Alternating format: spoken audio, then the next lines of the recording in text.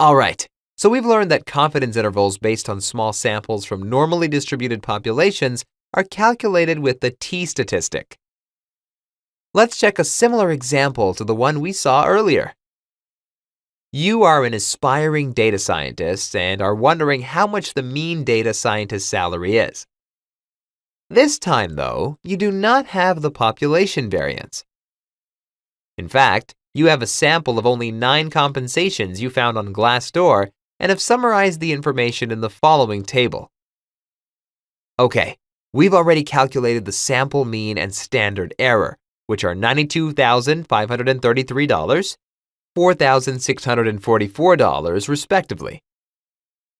Good, but we don't have one key piece of information, the population variance. No problem.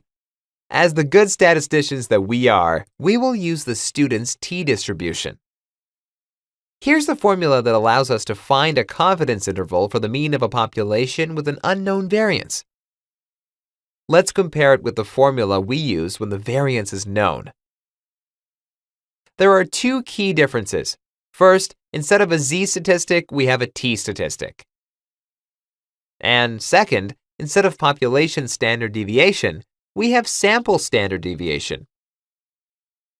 Otherwise, everything is the same. So, it shouldn't be that difficult to remember. The logic behind constructing confidence intervals in both cases is the same. The only 2 inputs that change are the statistic at hand and the standard deviation. When population variance is known, population standard deviation goes with the z-statistic. When population variance is unknown, sample standard deviation goes with the t-statistic. All right, so we have the sample mean, standard deviation, and sample size. All we have to do is find the t-statistic.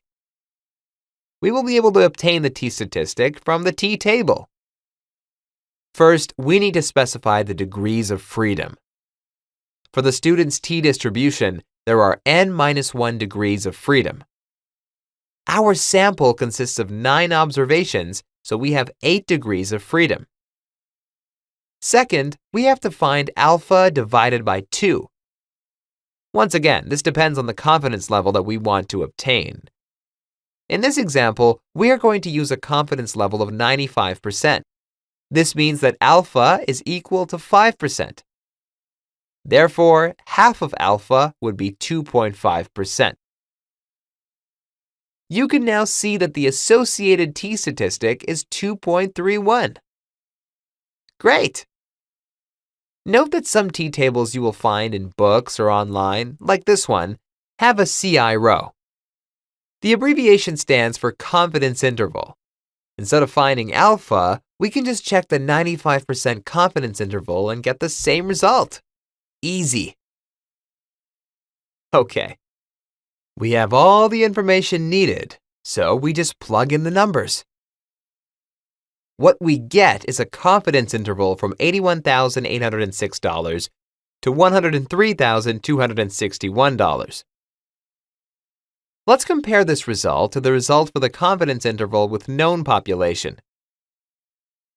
We got a 95% confidence interval that was between $94,833 and $105,568. You can clearly note that when we know the population variance, we get a narrower confidence interval.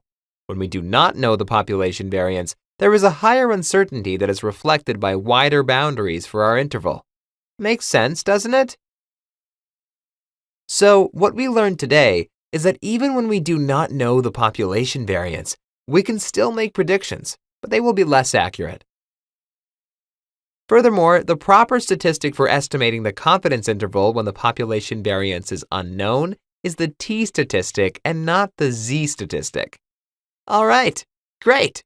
Thanks for watching.